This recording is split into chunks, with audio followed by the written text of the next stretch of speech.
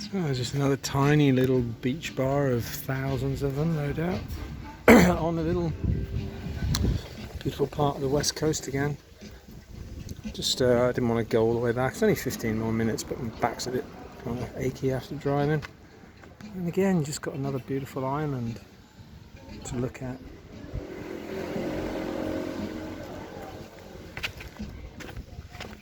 So, these beanbags are comfy. I was sat in one the other night, but again, just a lovely bay all the way around. Koh Samui over there, whatever that island is. I know over to the southwest of where I am at the north of the island, I looked on the Google Maps and there's it's a nature reserve. Those islands that were on the horizon in the other video. But the whole island, it's literally just covered in coconut palms. Everywhere, inland, everywhere. There's fucking billions of them. Thailand must be like coconut milk central of the world.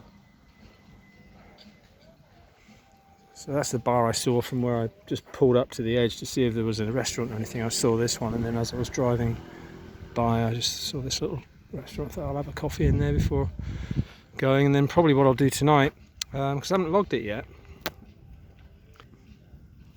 but I did 0.25 grams of mushrooms last night, and totally different than the first night. Really, really nice. Barely felt it in my stomach. The whole of the integration had finished already, and I just had a really nice, just a lovely feeling, and I meditated and had some revelations about ayahuasca. Like having obviously it's not the same by a long way, but conversation with Mama in your head, and the realization that in ayahuasca ceremonies there's so much information downloaded. I think they put, it puts information into your subconscious so that when you need it at a particular point for healing, like doing the first mushrooms where I had a tough time for a couple of days, I was in a shitty space for, integration cleaning and was in a shitty mood. But coming out of that and taking the second lot and then having almost an explanation that information is actually put inside your subconscious as part of these downloads. And it's a bit like a to and froing in my mind of like just conversations with Mama, and a lot of previous ayahuasca ceremonies conversations, or the same information just reiterated. Don't forget who you are. The other difference as well was I'd realised, made a conscious effort to really treat it ceremonially, even though I didn't expect much of an effect. And I didn't feel an effect, except for, not physically, except for the experience. It was really quite incredible, just sitting meditating and getting this information.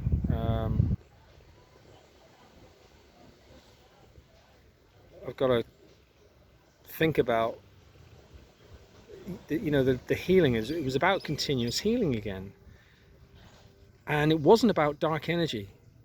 It was the impression that, because I was thinking, maybe I picked up some dark energy from some of the company I've been around, playing pool, etc.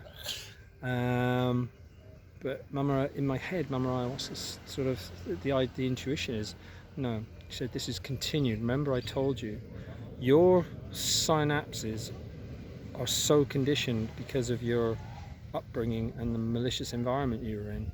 That cynicism and the darkness and the anger when it comes, which is why you went through it for 2 days again when you took the mushrooms, because obviously it's healing. It's not dark energy. She said, you're still, a work in progress. You're still healing, Steve. Forget the pressures of getting back to work just yet. Just let it all unfold. It's going to take time. So it was a really pleasant experience. And then I just went for a walk up the beach, had some food, and just felt really good. And I felt good when I woke up this morning. So I'll probably do just another 2 So I'll just continue the microdosing now for the next 2 days. So I've got tomorrow, and that'll be Paul Stamets 4, except for the first one, which is the 5th, but it doesn't matter. You're just doing small doses now, 0.25 grams or less, because they just, once they're in your system and you don't feel them, except maybe you just feel nice and relaxed, and that's how I felt this morning, just back to sort of no pressure, no stress, no sensitivity, which is what those 2 days are about, back to that sensitivity. And then when I came out playing pool the other night on my birthday, I had a bit of a flashback to like old ways. When I came out, I wanted to get away from that place, kind of almost, not panic is the wrong word, I don't panic, but it was kind of that feeling of just wanting to get away. And then I completely forgot where I parked the bike, because I'd driven there in the light, and then in the dark I just couldn't remember where the fuck I parked the bike. And then that was a lesson in itself. That's why you don't fucking be tempted by pot here, Steve, especially not with your brain still being rewired, you know.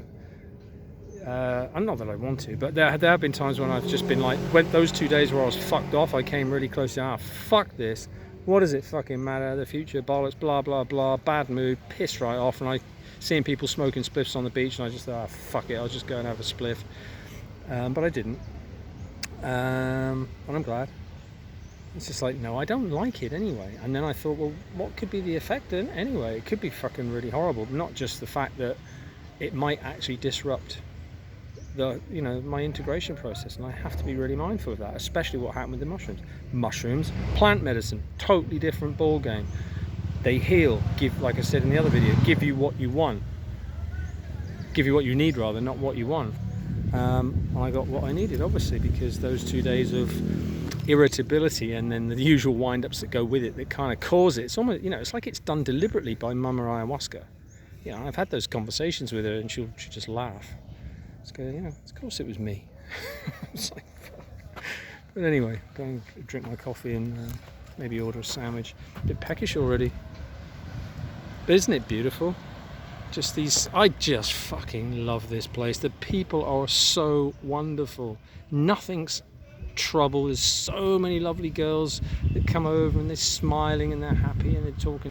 You know, English isn't great for the most part.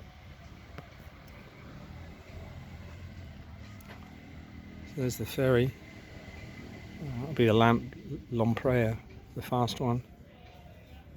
Going back, he's just come around the headland, which because no, sorry, no, I don't know where he's going actually, because yeah, the pier is around the other side of the town, Tong Salah.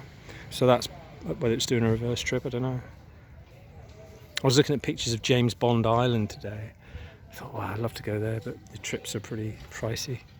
And anyway, if I go to Koh Samui, it's like this, you know, there's just going to be so many places where you can just find just lovely bays. You don't have to pay. If you found a resort, just get on a scooter and, you know, stop anywhere where there's a coastal view or a beach. There's going to be cafes like this, because that's all the Thais have. You know, that's what they do.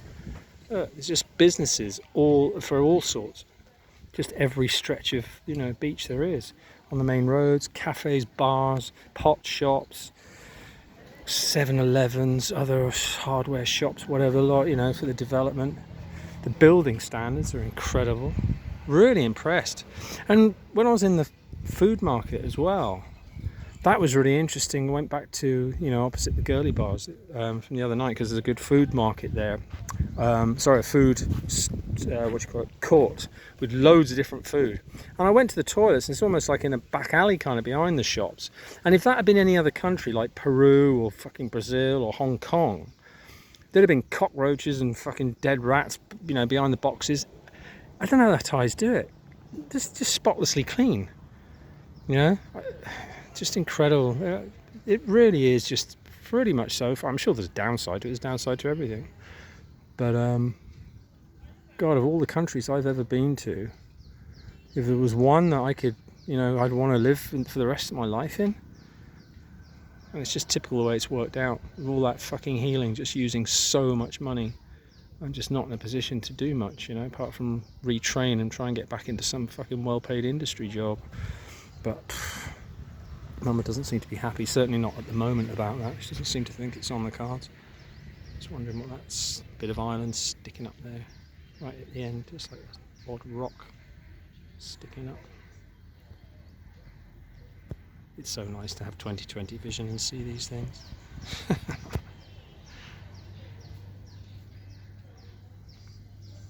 Get your eyes done, boys. I told you. You won't regret for the remaining years you have. It's the biggest investment and the best thing you can do for yourself. Trust me.